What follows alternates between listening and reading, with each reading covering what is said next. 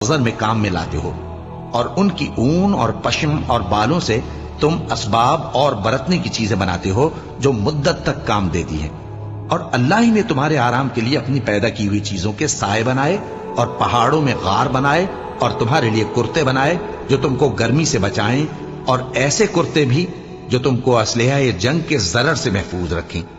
इसी तरह अल्लाह अपना एहसान तुम पर पूरा करता है ताकि तुम फरमाबरदार बनो। बस अगर ये लोग रूगर्दानी करें तो ऐ पैगंबर, तुम्हारा काम फकत साफ साफ पहुंचा देना है।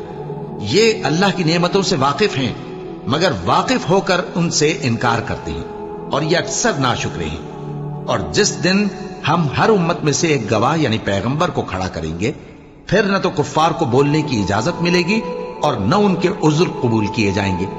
और जब जालिम लोग अजाब देख लेंगे तो फिर न तो उनके अजाब ही में तखफीफ की जाएगी और न उन